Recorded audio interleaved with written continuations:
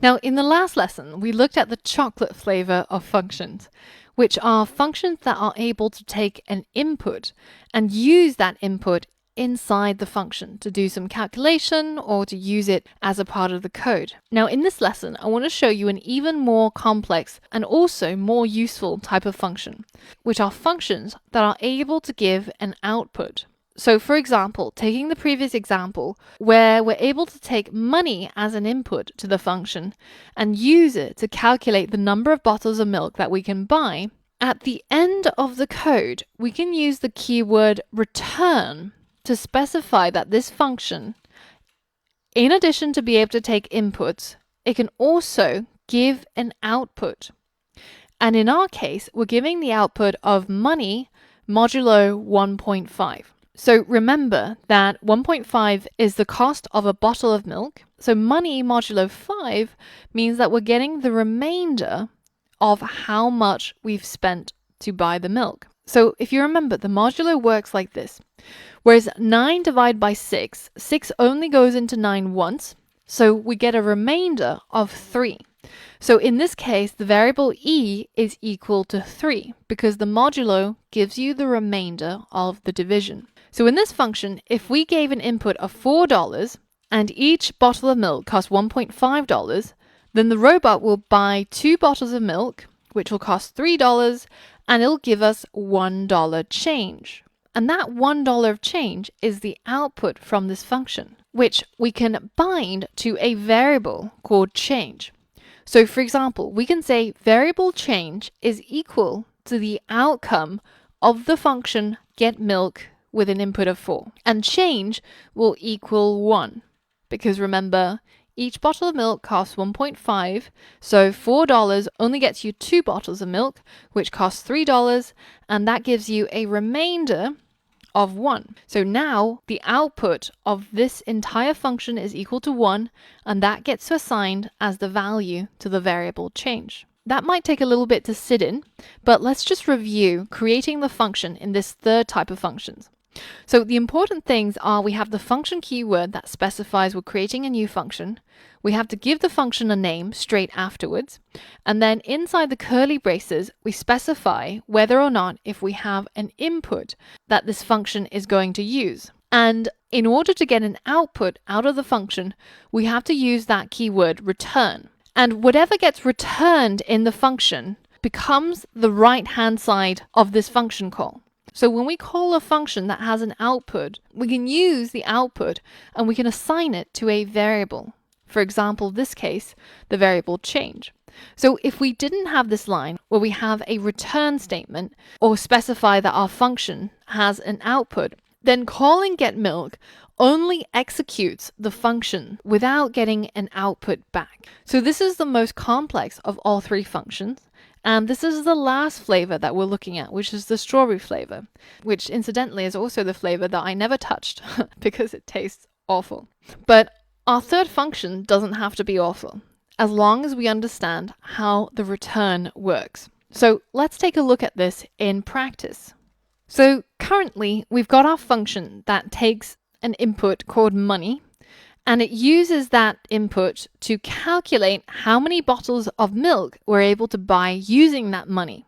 But at the end of the function, just before we hit the closing brace, we can add a return keyword and specify that we want this function to output a number. And the number is going to be money modulo 1.5, which is the cost of a bottle of milk.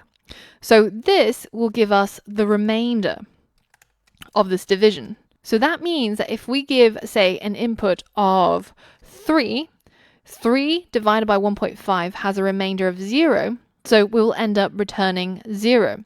But if we gave it a value of 4, then we will have a remainder of 1. And that number 1 becomes the output of this function call. So we can capture it and save it inside a variable called change, for example. And I can log the value of change by writing console log brackets change. So now if I hit run, you can see that all of those lines of code get executed and it shows me that I'm buying 2 bottles of milk, but it also shows me that I'm getting a change of 1. And that comes from this return statement. So this is quite useful because it allows us to use a number of functions inside other functions.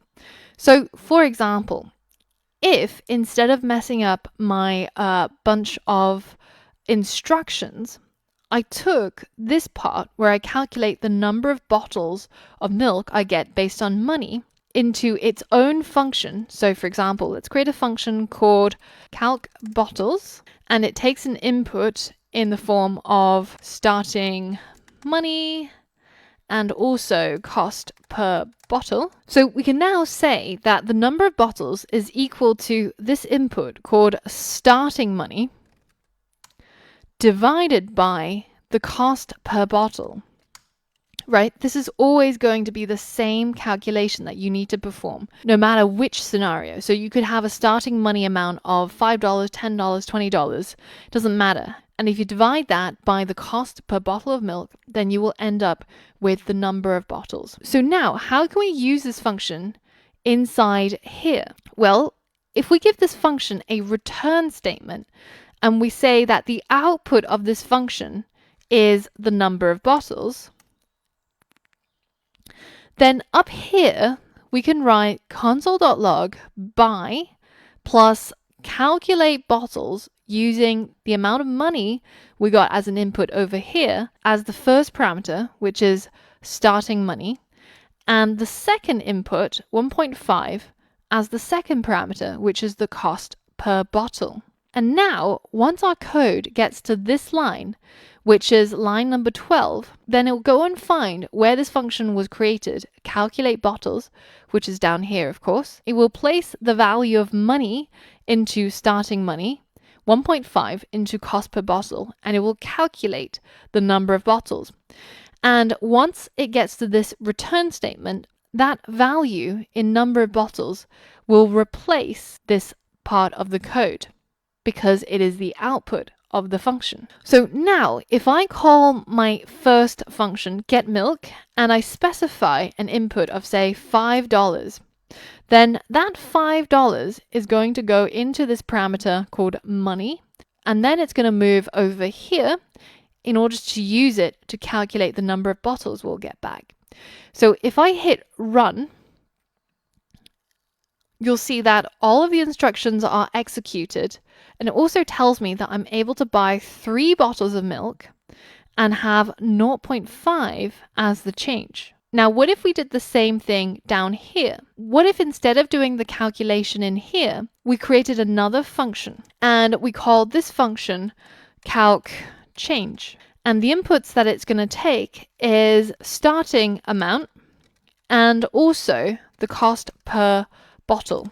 And inside this function, I'm going to calculate change, which is going to be equal to starting amount modulo cost per bottle. And that is what I'm going to return as the output of this function.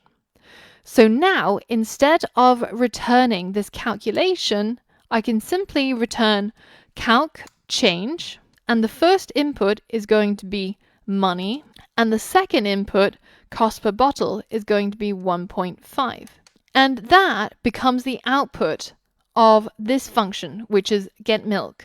So instead of just calling getMilk here, I can also say console.log, call this function getMilk, and we're going to add it to a string. So we're going to say, hello master, here is your whichever amount that you get plus change.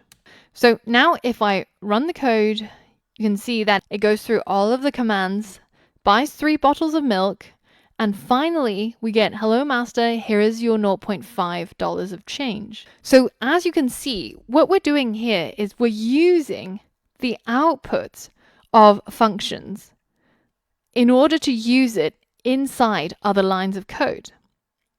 So now, say if the cost per bottle of milk changed, right? Say it now costs, I don't know, $2.5 instead of 1.5. Then we don't actually have to change the calculation. And in fact, we can make this even more dry by reducing the repetition inside the function. So as an input, we can say getMilk, the amount of money as an input and also the cost per bottle as an input. And we can replace that here. So now when we call get milk, we have to say the amount of money we got given is 5 and the cost per bottle is, say, 1.5. So this will give us 3 bottles of milk and 0.5 change. But say tomorrow the master gives us $10 to buy milk and the cost of milk has gone up to $3. And now we're able to only buy 3 bottles of milk, but we get $1 change. You will find yourself using all 3 types of functions in a variety of scenarios, depending on what it is that you're trying to do. There's a lot of new information that you've learned, so it's really, really crucial that you try to understand this information by completing some exercises and trying to write the code yourself. So in the next lesson, I have an interactive challenge for you where I want you to write some code and we will use some software on our side to test your code and see if you got it right. So for all of that and more exciting stuff, I'll see you on the next lesson.